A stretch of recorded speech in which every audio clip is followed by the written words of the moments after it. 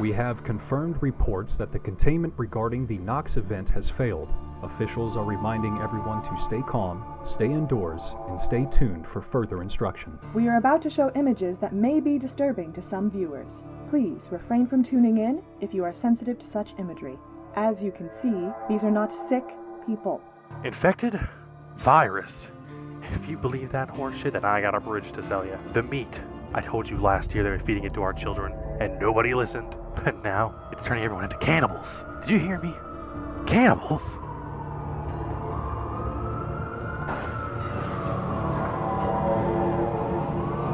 New York, D.C., Chicago, and Philadelphia have all confirmed similar cases to the Knox infection. Governor McWherter has officially issued a state of emergency across Tennessee. A broadcast from General McGrew came over the air today imploring the healthy to take up arms against the infected. Mayor Harrington has put out a statement discouraging the citizens of Memphis to take such drastic actions. Governor McGrew has yet to respond adequately, so we implore you to arm yourselves and shelter in place.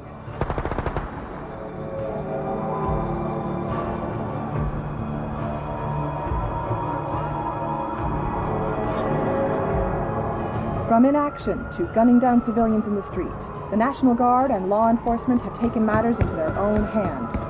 Do not approach the checkpoints or vehicles for any reason. The total casualties of today's demonstration is estimated to be in the hundreds. Please, from everyone here at Channel 10, we beg you to not approach the perimeter fence. Martial law has been officially declared by the governor to... Hey! You can't come in here! Don't you touch the... This will be the final broadcast. Channel 3. Our station has been breached by the infected. And all the rumors are true. God bless you all. Stay safe. No. Sweet citizens of the great state of Tennessee, I know rumors are rising around the construction of more quarantine zones, but please understand that this is for your own protection, and our vigilant military and our reliable local law enforcement are doing everything they can to keep you safe. God bless Tennessee, and God bless America.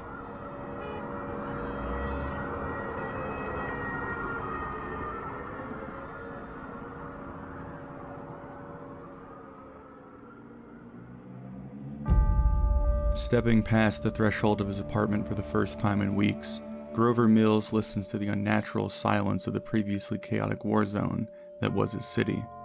Creeping towards the roof of his building, with the intention of assessing just how broken the world really was, he begins to hear the muffled growls and clumsy feet stirring on the floors below.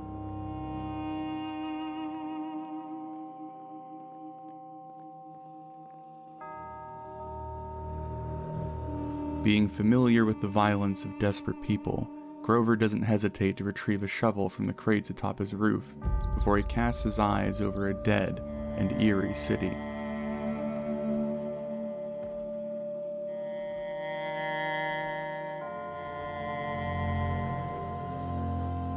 Distracted by a growing pounding just beneath his feet, Grover slinks back down the hallway before realizing that one of the risen dead had sniffed him out.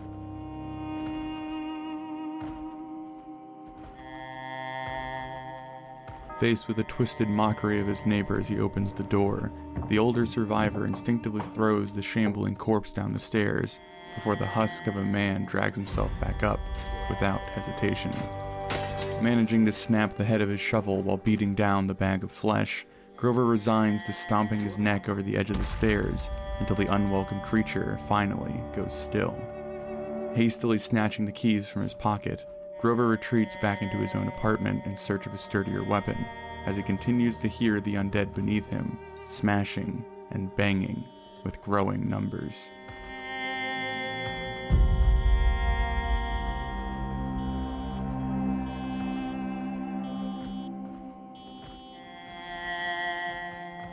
Initially concerned with acquiring more food so he can hold up in his home longer, Grover invades his neighbor's apartment and digs through his belongings, eventually fashioning a makeshift backpack from the curtains as his worn back already begins to protest.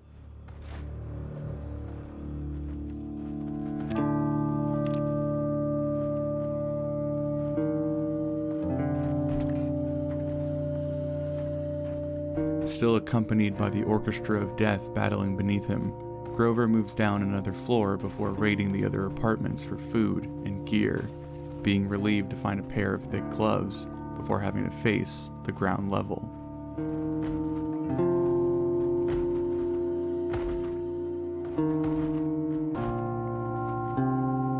Fighting through another corpse, Grover feels a bit of his experience coming back to him before his rising confidence is met by a wall of undead flesh.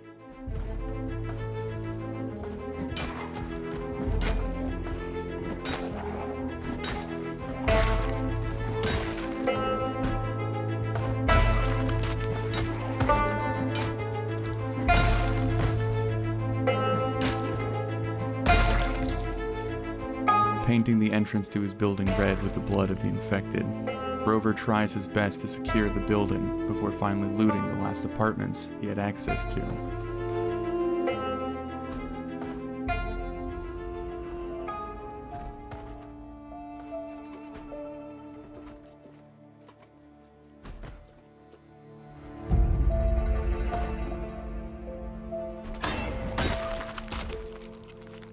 Getting his hands on a revolver and a bit more food, he retreats back upstairs to catch his breath and to think, as his stubborn mind begins to problem-solve the precarious situation. The commotion he had heard over the past few weeks was now evident, as he cast his gaze over the congested streets and shattered buildings of the once lively city. There was no immediate way for him to flee the death trap of the urban environment, and even if he could reach the perimeter fence, he suspected he'd need more than a crowbar to secure his freedom.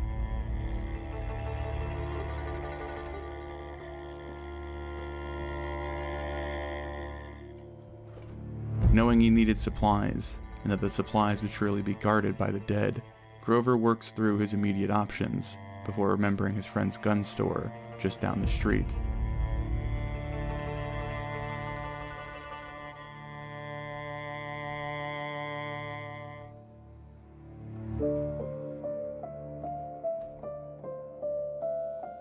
Scouting the path he'd have to take to reach the makeshift armory, Grover feels confident he can deal with the trickle of undead stumbling across the pavement, but not before he had a proper rest.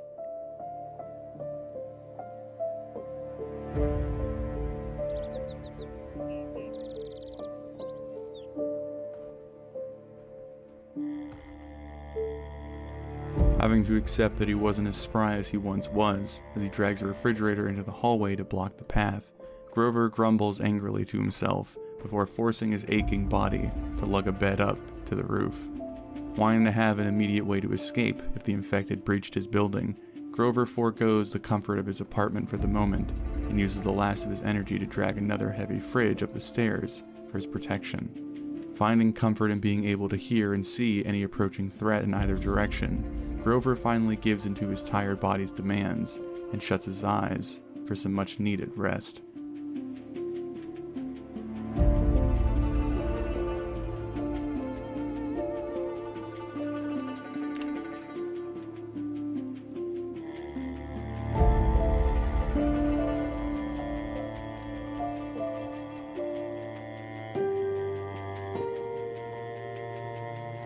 Looking out over the foggy morning to see his path mostly clear, Grover enjoys a momentary ping of relief before he spots the mindless threats clustered by his front door.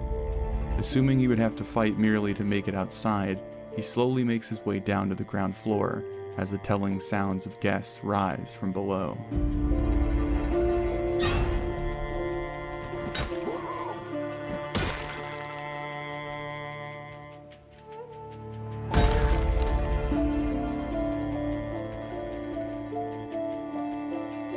Surprised by one that moved with an almost frenzied speed, Grover acknowledges an entirely new threat before he snuffs it out like those that came before.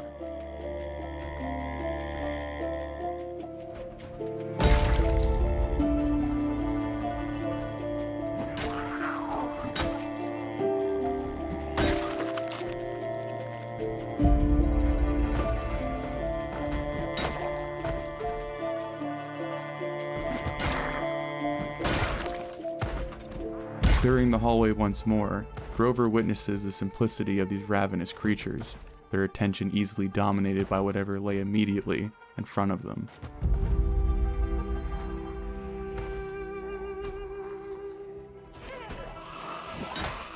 Already thinking on how to take advantage of this knowledge, he's quickly reminded of the very real danger they offer with numbers, though even this retreat simply gives Grover more information to use for his survival.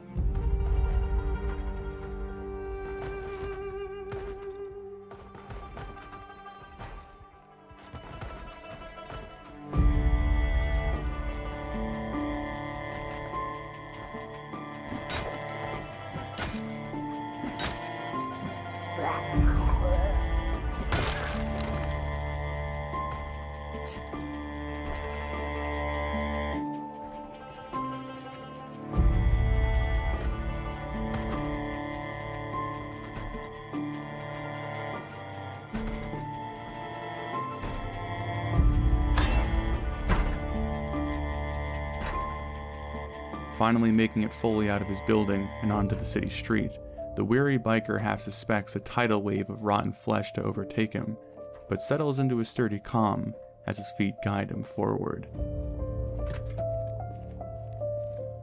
Shifting through the supplies in the small warehouse next door, Grover's modest anxiety begins to fade away, as it is steadily replaced by an intoxicating mixture of adrenaline and excitement that he hadn't experienced in far too long.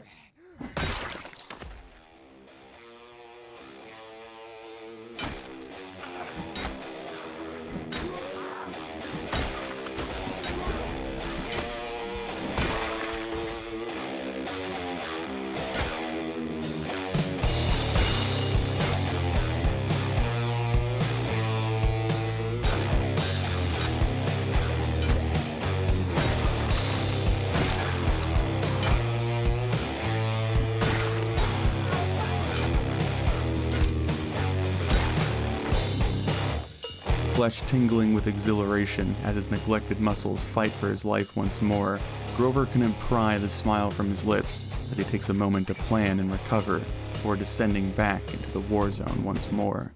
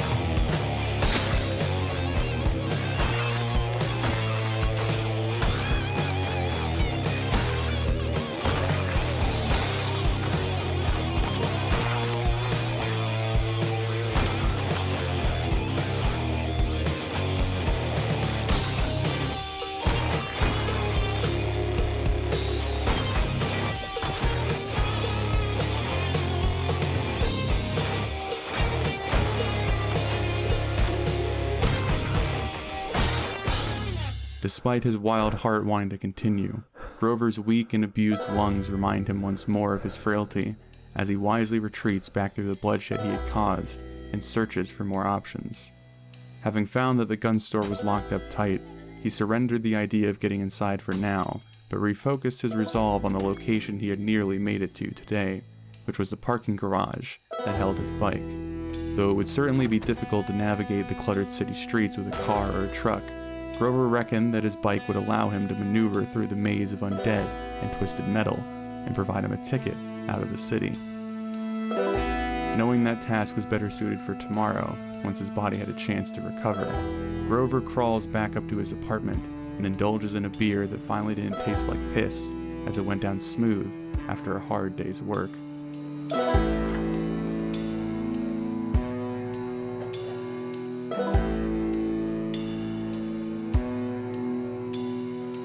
Looking over his handiwork one final time before checking on his adoring fans, Grover finds himself quickly acclimating to the intense reality he found himself in, which perhaps would scare most people, but the grizzled roadhog didn't concern himself with being like most people.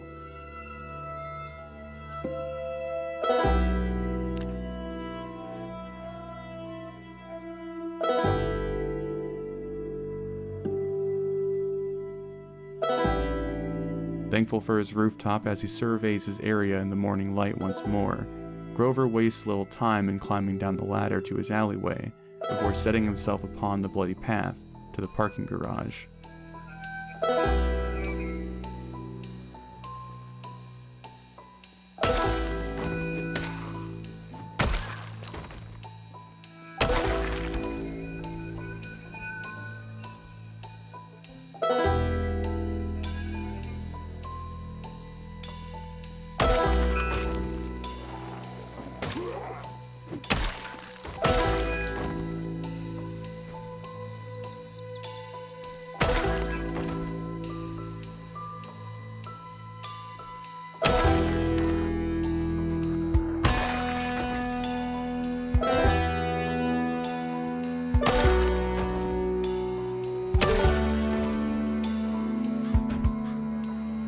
Finally making it inside, the grumpy survivor is pissed but not surprised to find his bike missing, once more wiping his plans clean before he resigns to looting and securing the entire block around his apartment.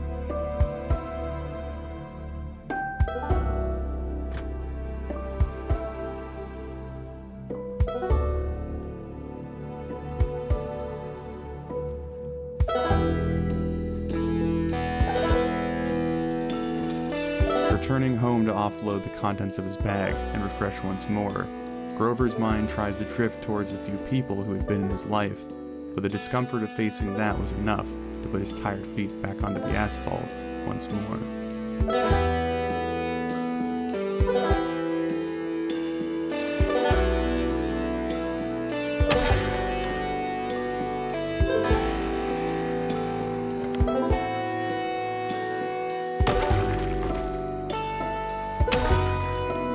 Finding an RV that had been abandoned by the previous owners for being a clunker, Grover scavenges what he can from the interior before facing the tightrope that was the northern side of his city block.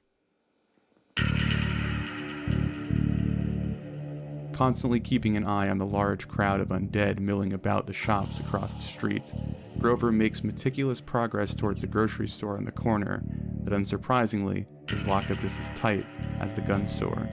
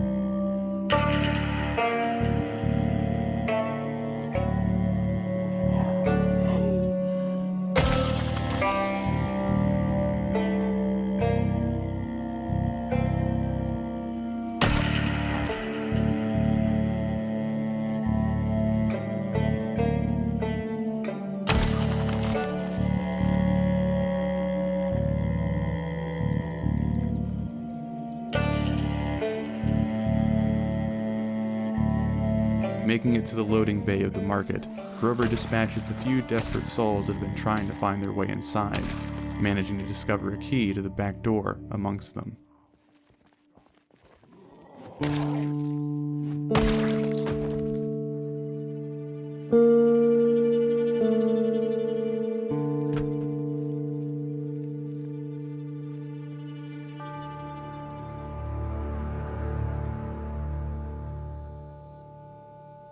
Happy to have secured a large source of food, Grover double-checks that the doors are locked before leaving the essential location behind. Knowing that moving it all by hand to his apartment would most certainly throw out his back, he decides to let the bounty stay put until he can find a better way to transport it.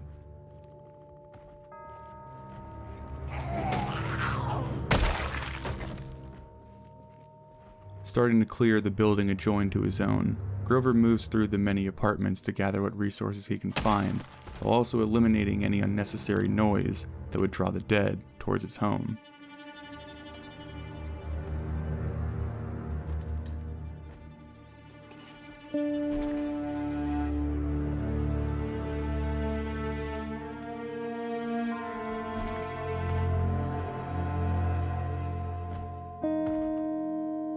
Coming across a motorcycle helmet that was surely the purchase of some misguided youth, Grover reluctantly pulls the tacky protection over his frowning features as he prays that everyone from his MC is dead. Legs beginning to protest as Grover moves up floor after floor, he eventually stumbles across a sane household that knew how to defend themselves. Discovering a worn-out shotgun laying beside a brand new one, Grover curses his old lady for forcing him to get rid of his own collection, but relishes in the fact that her nagging couldn't hold sway over him anymore. Dragging himself up to the final floor of the building, the already pleased survivor discovers another surprise that leaves him grinning behind the cheap plastic of his face shield.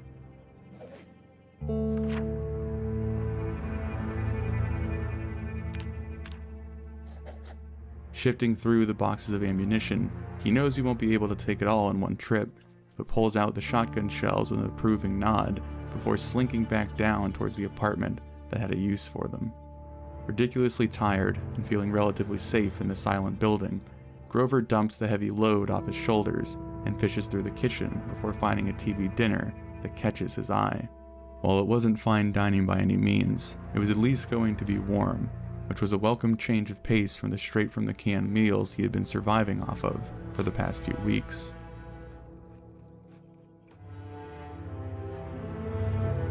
Quietly contemplating why someone with 2 shotguns would paint their walls such an ugly color, Grover burns through his cigarette and drifts off to a well-deserved sleep.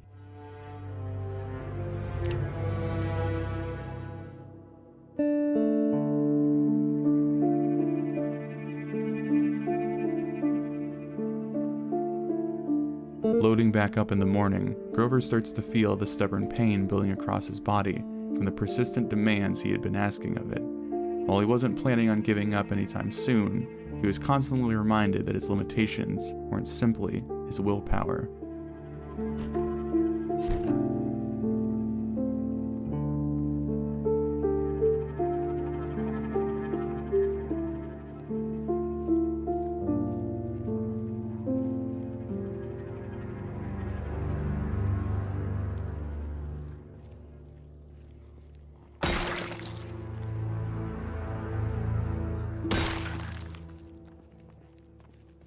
Cautiously making his way back towards his apartment, Grover takes care of the few undead that catches his eye before he hears a worrying moan coming from inside his building. First thinking it must have been an infected that had bashed their way upstairs, Grover is caught off guard when he finds the recently turned woman waiting behind a closed door. Dealing with her like any other, Grover checks to make sure none of his things were on her person before he cautiously moves back up to his home.